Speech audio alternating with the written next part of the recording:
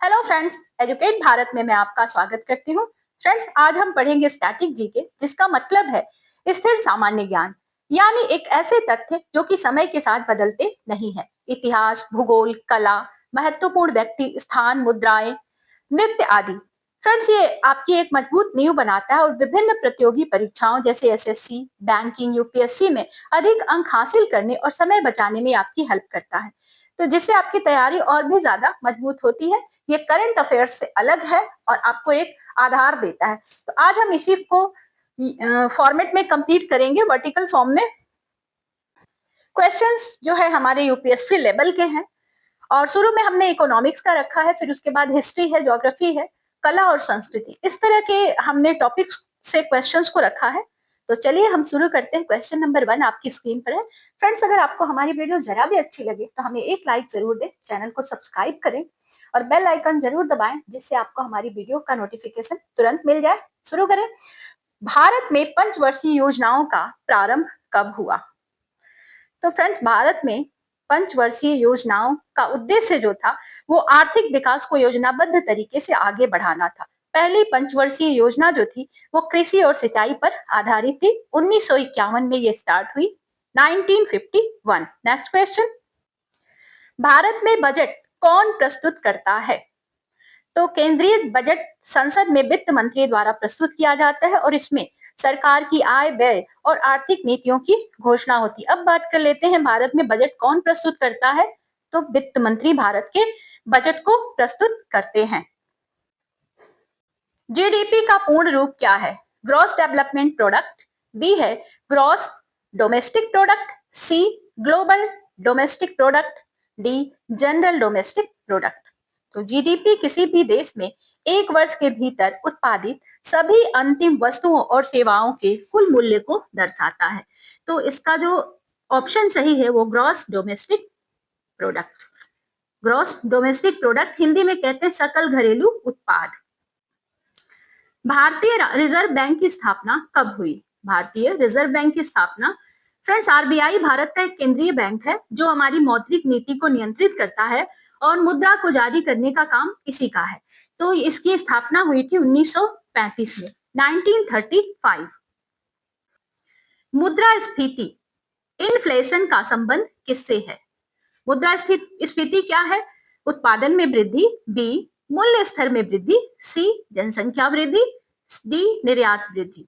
तो फ्रेंड्स, मुद्रास्फीति जो है वह स्थिति है जो वस्तुओं और सेवाओं की कीमतों में लगातार वृद्धि होती है और इससे लोगों की जो परचेजिंग पावर है या क्रय शक्ति वो घट जाती है। तो इसका सही आंसर है मूल्य स्तर में वृद्धि। मूल्य स्तर में वृद्धि। Next question. भारत में जीएसटी कब लागू हुआ? तो जीएसटी कब लागू हुआ? फ्रेंड्स, जीएसटी ने अब प्रत्यक्ष कर प्रणाली को बहुत ज्यादा सरल बना दिया और एक राष्ट्र एक कर की अवधारणा को लागू किया। ये लागू हुआ जीएसटी जो 2017 में, 2017 में। भारत में योजना आयोग को किसने प्रतिस्थापित किया? योजना आयोग की बात कर लेते हैं। आज योजना आयोग का नाम बदल गया है। नीति आयोग की स्थापना, आज इसका नाम नीति आयोग हो गया है। नीति आयोग की स्थापना 2015 में की गई, जिसका उद्देश्य सहकारी संघवाद को बढ़ावा देना था। तो योजना आयोग को किसने प्रतिस्थापित किया? इसका नाम बदल करके हो गया है नीति आयोग। भारत की मुद्रा का नाम क्या है? तो इसका आंसर तो सभी को पता होगा। भारत की मुद्रा का नाम है रुपया और इसे कौन जारी करता है? तो भारतीय रिजर्व बैंक। राजकोषीय घाटा, राजकोषीय घाटा किसे दर्शाता है? आय और निर्यात का अंतर, बी है आय और व्यय का अंतर, सी आय और बचत का अंतर, डी व्यय और बचत का अंतर। तो दोस्तों, राजकोषीय घाटा तब होता है जब सरकार की कुल व्यय उसकी आय से ज्यादा हो जाता है। तो इसका सही आंसर होगा ऑप्शन नंबर बी, आय और व्यय का अंतर।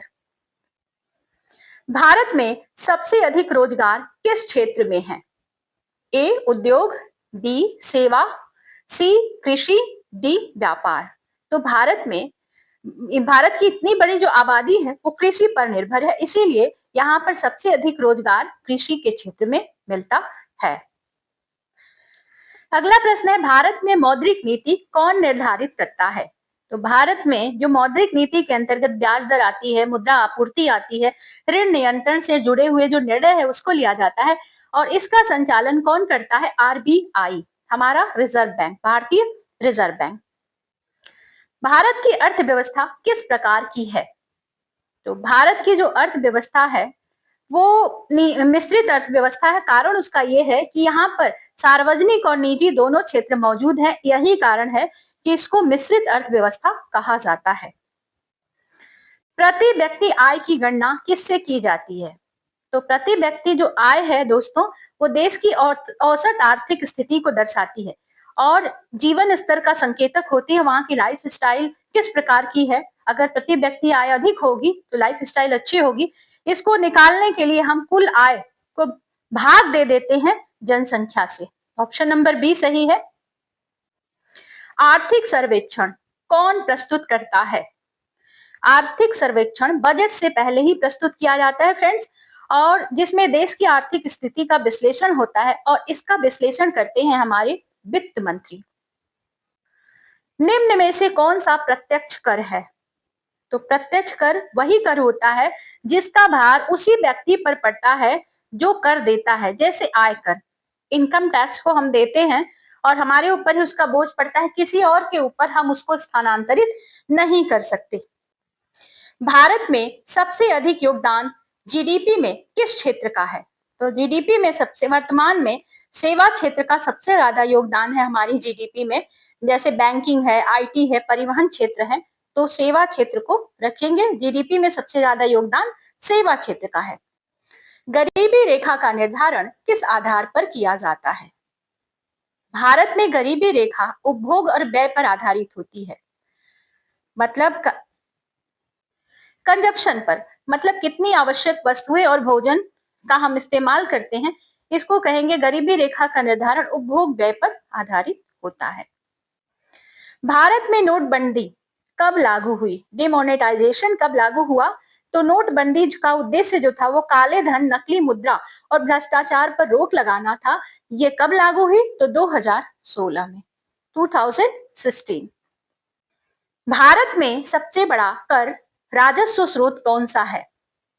तो टैक्स का सबसे बड़ा स्रोत जीएसटी अप्रत्यक्ष कर का प्रमुख स्रोत है और केंद्र व राज्य दोनों सरकारों को यह राजस्व प्रदान करता है, तो जीएसटी। अगला प्रश्न है, आर्थिक विकास का मुख्य संकेतक क्या है? तो किसी भी देश का आर्थिक विकास हो रहा है, इसको किस बात को देखकर कहा जा सकता है? तो उस देश की राष्ट्रीय आय या नेशनल इनकम को देख करके हम कह सकते हैं कि इस देश का विकास हो रहा है या डेवलपमेंट अच्छा है। फ्रेंड्स, अब हमारे क्वेश्चन ज्योग्राफी से रिलेटेड है, तो चलिए तैयार हो जाएं। पृथ्वी पर दिन रात होने का मुख्य कारण क्या है? परिक्रमण, बी है परिभ्रमण, सी अक्ष का झुकाव, डी गुरुत्वाकर्षण। दोस्तों, ये जो है पृथ्वी अपने अक्ष पर पश्चिम से पूर्व की ओर घूमती है, जिसको हम परिभ्रमण कहते हैं, और इसी घूर्णन के कारण किसी भाग में दिन और किसी भाग में रात होती है। तो इसका सही आंसर हो जाएगा परिभ्रमण। निम्न में से कौन सी नदी भ्रंश घाटी या रिफ्ट वैली से होकर बहती है? गंगा, नर्मदा, यमुना, गोदावरी। तो फ्रेंड्स, इनमें से ये जो नर्मदा नदी है ये भ्रंश घाटी से होकर के बहती है और पश्चिम की ओर बहती हुई, मतलब पश्चिम की ओर बहने वाली ये नदी है और अरब सागर में जाकर के मिलती है। आंसर हो जाएगा नर्मदा। भारत में मानसून का आगमन सबसे पहले कहां पर होता है? ए तमिलनाडु तट, बी ओडिशा तट, सी केरल तट, डी पश्चिम बंगाल तट। दक्षिण पश्चिम मानसून भारत में सबसे ज्यादा वर्षा करता है और ये सबसे पहले पहुंचता है हमारे केरल के तट पर। सामान्यतः 1 जून के आसपास पहुंच जाता है, तो सही आंसर होगा केरल तट। पृथ्वी का सबसे घना वायुमंडलीय स्तर कौन सा है? समताप मंडल, बी क्षोभ मंडल, सी मध्य मंडल, डी बहिर्मंडल। दोस्तों, ये जो क्षोभ मंडल है पृथ्वी के सबसे निचले स्तर पर होता है और इसमें वायुमंडल की लगभग 75% गैसें पाई जाती हैं और सभी मौसमी घटनाएं यहीं पर होती हैं। तो इसका सही आंसर होगा क्षोभ मंडल। गैसें चूंकि ज्यादा होती हैं इसीलिए ये घना वायुमंडलीय स्तर है। निम्न निम्न में से कौन सा पठार ज्वालामुखीय उत्पत्ति का है? ज्वालामुखी की उत्पत्ति से पठार बना हुआ है। तो ये दक्कन का पठार जो है फ्रेंड्स, ये ज्वालामुखी के द्वारा निकले हुए लावा की प्रवाह से बना है, जिसको हम दक्कन ट्रैप भी कहते हैं, दक्कन का पठार। रोरिंग फोर्टीज किससे संबंधित है? रोरिंग फोर्टीज जो दक्षिणी गोलार्ध में 40 डिग्री अक्षांश से लेकर के 50 डिग्री अक्षांशों के बीच तेज चलने वाली तीव्र पश्चिमी पवने हैं, और ये जो है इसको पवन प्रणाली कह सकते हैं हम। पवन प्रणाली हवा के चलने की एक तरह की प्रणाली है, पवन प्रणाली। और ये जो बार बार ये यूपीएससी में पूछा गया है फ्रेंड्स, रोरिंग फोर्टीज किससे संबंधित है, तो इसको आप ध्यान रखिएगा। कई एग्जाम्स में मैंने इस क्वेश्चन को देखा है। अगला प्रश्न है, भारत का सबसे बड़ा लैगून कौन सा है? पुलिकट झील, वूलर झील, चिल्का झील, सांभर झील। चिल्का झील जो है ये उड़ीसा में स्थित है और भारत की सबसे बड़ी खारे पानी की लैगून झील है, और यह जैव विविधता के लिए सबसे ज्यादा महत्वपूर्ण है। तो फ्रेंड्स, चिल्का झील। महाद्वीपीय विस्थापन सिद्धांत किसने दिया? डार्विन, बी है वेगनर, सी है हटन, डी लायल। तो अल्फ्रेड वेगनर जो है ये इन्होंने महाद्वीपीय विस्थापन का सिद्धांत दिया, जिसके अनुसार सभी महाद्वीप जो हैं पैंजिया नामक एक महाद्वीप का भाग थे, जो बाद में टुकड़े टुकड़े हो चुके हैं। वेगनर। ऑप्शन नंबर बी सही है। भारत का मानक समय किस देशांतर पर आधारित है? तो भारत का जो मानक समय है IST इंडियन स्टैंडर्ड टाइम, वो 82 डिग्री 30 82 डिग्री 30 82 डिग्री 30 पूर्वी देशांतर पर आधारित है, जो मिर्जापुर उत्तर प्रदेश के पास से गुजरता है। इसको हम ठीक से लिखते हैं, ये रहा, यहाँ पर लिखा हुआ है 82 डिग्री पूर्व। रेगिस्तान का विस्तार किसे कहा जाता है? मृदा अपरदन, बी मरुस्थलीकरण, सी वनों की कटाई, डी भूमि धसाव। तो दोस्तों, मरुस्थलीकरण वह प्रक्रिया है जिसमें उपजाऊ भूमि धीरे धीरे रेगिस्तान में चेंज होने लगती है, और इसी को हम मरुस्थलीकरण कहते हैं। ऑप्शन नंबर बी सही है।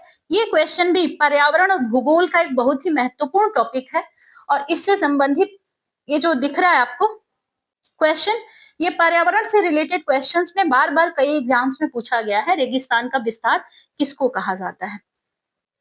आगे के प्रश्न हमारे जो हैं वो हैं हिस्ट्री से रिलेटेड। चलिए शुरू करते हैं। सिंधु घाटी सभ्यता की खोज सर्वप्रथम किस स्थल से हुई थी? सिंधु घाटी सभ्यता का पहला उत्खनन हुआ था 1921 में। 1921 में 1921 में हड़प्पा से हुआ था, और भारत में मोहनजोदड़ो सहित कई अन्य स्थलों पर खोज हुई। तो यहाँ पर ये जो सिंधु घाटी सभ्यता की सर्वप्रथम खोज हुई थी हड़प्पा की। ऑप्शन नंबर बी सही है। वैदिक काल में सभा और समिति किससे संबंधित थे? तो वैदिक काल में राजनीतिक संस्थाएं थी ये सभा और समिति, जो राजा को परामर्श देती थी शासन करने में। तो ये क्या थी? प्रशासनिक परिषद। बौद्ध धर्म का प्रथम संगीति कहाँ आयोजित हुआ था? तो बौद्ध धर्म की प्रथम संगीति भगवान बुद्ध के महापरिनिर्वाण के बाद राजगृह में आयोजित की गई थी, जिसमें बहुत सारे त्रिपिटकों का 3 जो त्रिपिटक है बौद्ध धर्म के, उनका संकलन हुआ था। तो राजगृह। ऑप्शन नंबर डी सही है। अशोक के शिलालेख मुख्यतः किस लिपि में लिखे गए हैं? तो सम्राट अशोक के जो शिलालेख हैं फ्रेंड्स, ये ब्राह्मी लिपि में लिखे गए हैं, जबकि उत्तर पश्चिम भारत में जो लिपि का प्रयोग है वो खरोष्ठी लिपि है। तो अशोक के अधिकांश शिलालेख ब्राह्मी लिपि में है। गुप्त काल को स्वर्ण युग क्यों कहा जाता है?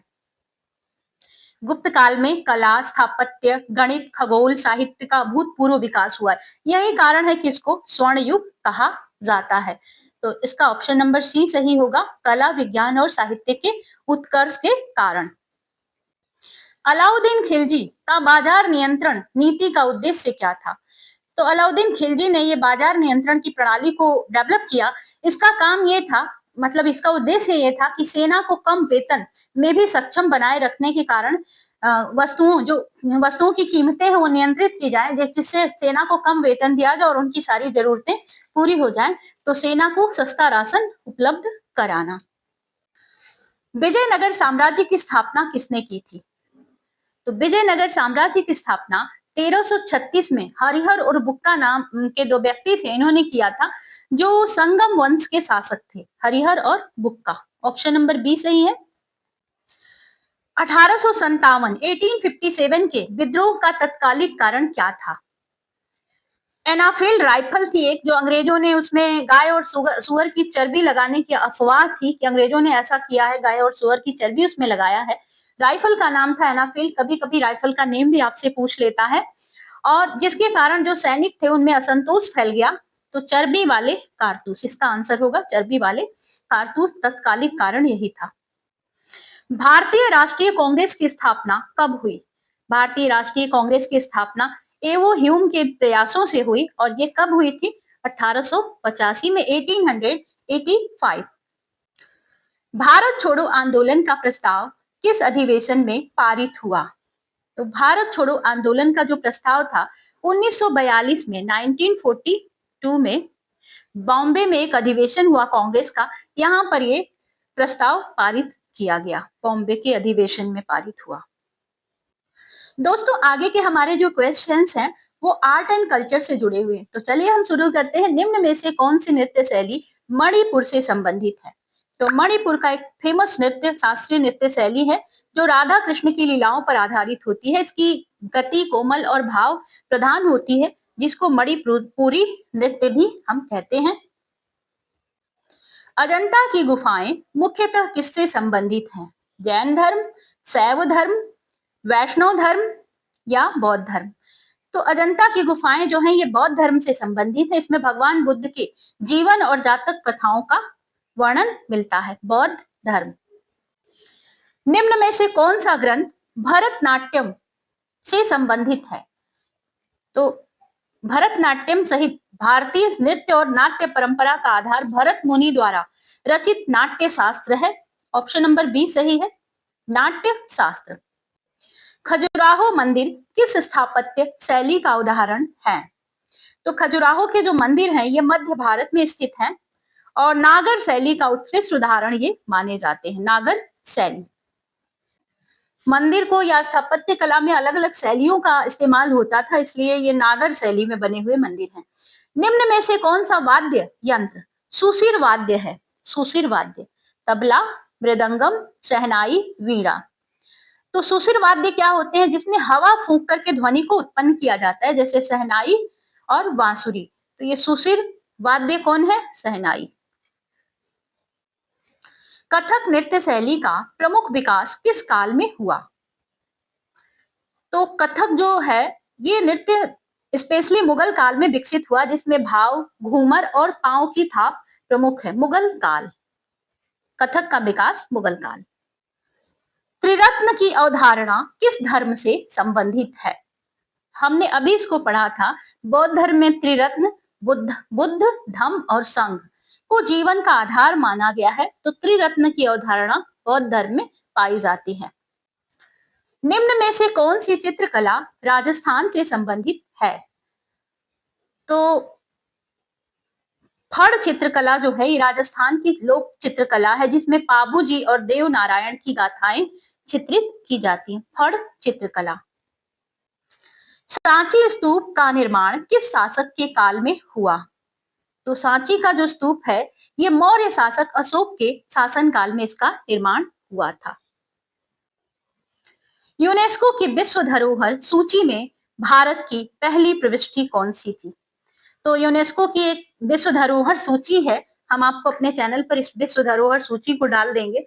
फ्रेंड्स 1983 में हमारे यहाँ जो अजंता की गुफाएं हैं इनको विश्व धरोहर स्थल के रूप में सूचीबद्ध किया गया था। तो अजंता की गुफाएं। दोस्तों आज के लिए बस इतना ही। हम एक बार फिर कहेंगे, अगर हमारी वीडियो आपको पसंद आई हो तो एक लाइक हमें जरूर दें, इससे हमें मोटिवेशन मिलता है।